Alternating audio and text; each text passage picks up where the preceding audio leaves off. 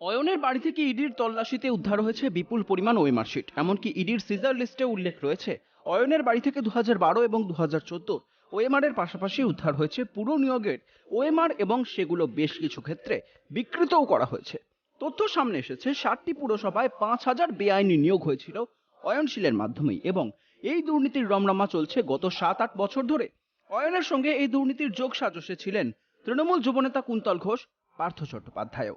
কিন্তু সাম্প্রতিক তদন্তে উঠে আসছে বিভিন্ন পুরসভার ডিরেক্টরেট অফ লোকাল বডিজে দুর্নীতির যোগ।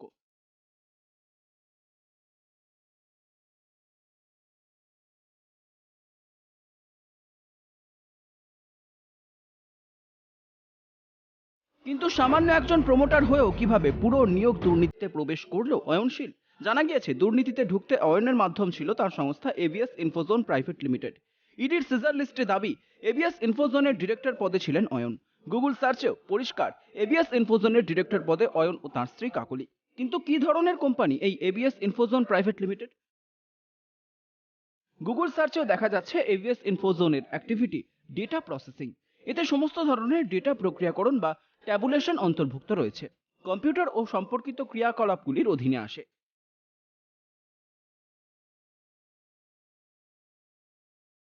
জানা গিয়েছে এই সংস্থার সূত্রেই কর্মী নিয়োগের পরীক্ষা নেওয়ার বরাত পায় অয়নের সংস্থা। এরপরেই সংস্থার তরফে কারচুপি শুরু হয়েছিল বলে অভিযোগ। 2 বছরের মধ্যেই অন্যান্য পুরসভায় নিয়োগের পরীক্ষা নেওয়ার বরাত পায় অয়নের সংস্থা।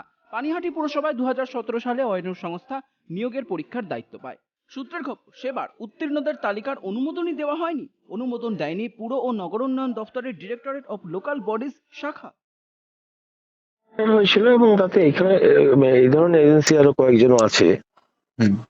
তো যা হয়, আমাদের যা সিস্টেম, আমাদের যা সরকারি নিয়ম, সেই নিয়ম অনুযায়ী আমাদের যে আগে পেয়েছি আমরা, যেটা হয় পাওয়ার পরেই আমাদের করা হয়, বিওসি করা হয়।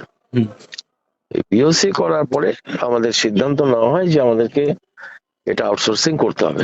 সিবিআই কি বলছে, তাকে কারা খনার বচন বলে মেনে নিচ্ছেন তাদের কথা আলাদা, কিন্তু আমি দায়িত্ব নিয়ে বলছি 2013 সালে পানিহাটি পৌরসভায় তৃণমূল কংগ্রেসের বোর্ড গঠন হওয়ার পর থেকে আজ অবধি, এই মুহূর্ত অবধি একটা নিয়োগও হয়নি।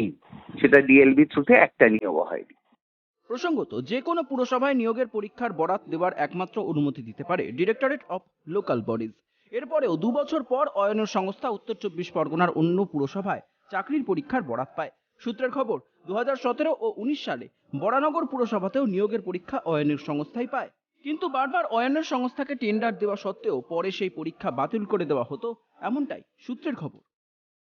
আমাদের যে ভ্যাকেন্সি ফিল আপ হয়েছে বা যে চাকরি হয়েছে সেটা আমাদের নিয়ম মেনেই হয়েছে। যেগুলো রুলস আছে সেই রুলস মেনে হয়েছে, স্বচ্ছতার সঙ্গে হয়েছে এবং মেধা তালিকার বেসিসে হয়েছে বলেই আমরা বিশ্বাস করি। হ্যাঁ, একটা এজেন্সির মাধ্যমেই হয়েছে। চেনা লাগছে। প্রশ্ন উঠছে, পুরসভার পরিকাঠামো না থাকায় নিয়োগের পরীক্ষা নেওয়ার বরাত ডিএলবি স্বীকৃত সংস্থা এবিএস ইনফোজোনকে। প্রশ্ন, অয়নের সংস্থা বারবার ডিএলবি অনুমোদন হারালেও কেন অন্য পুরসভা বরাত পাচ্ছিল? তাহলে কি প্রভাবশালীদের কথাতেই বারবার অয়নের সংস্থা নিয়োগ পরীক্ষায় বরাত পাচ্ছিল? বড় মাপের প্রভাবশালীদের যোগেই যে বরাত পায় অয়ন, সে কথাও ইডির সিজার লিস্টে ছত্রে ছত্রে লেখা। কারা এই বড় মাপের প্রভাবশালী যাদের কারণে বরাত পায় অয়নের এবিএস ইনফোজোন? এটাও পরিষ্কার, বরাত না পেলে এবিএস ইনফোজোনের মাধ্যমে দুর্নীতি করতে পারত না অয়ন।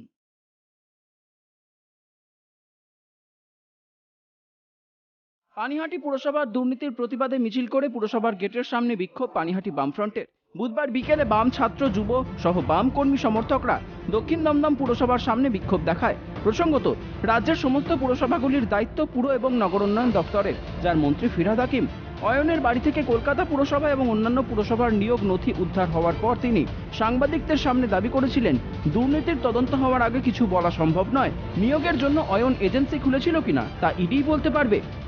হচ্ছে, আমরা ডিপার্টমেন্টকে বলেছি যে কি তথ্য পাওয়া যাচ্ছে দেখে নিয়ে যদি আমাদের কি কাগজপত্র আছে দেখে রাখতে। এখনও তো আমাদের কোর্ট কোনো অর্ডার দেয়নি, সুতরাং এখনই আমরা আগ বাড়িয়ে কিছু করছি না। কিন্তু নিশ্চিতভাবে সত্যি সত্যি কোথাও দুর্নীতি হয়েছে কি না, বা এটা যে পৌরসভাগুলো যখন নিয়েছে এই দায়িত্ব ওকে দিয়েছে, তখন একটা ফার্ম হিসেবে দিয়েছে না অন্য কিছু, এটা এখনো আমরা কিছু পাইনি। এটা মন্ত্রী ফিরহাদ হাকিম যখন সরাসরি কিছু বলতে নারাজ, তখন স্বাভাবিকভাবেই প্রশ্ন উঠছে, তাহলে কি পুরসভায় নিয়োগ দুর্নীতির পিছনে রয়েছে বিভিন্ন পুরসভার এই ডিরেক্টর অফ লোকাল বডিজ ওরফে ডিএলবি?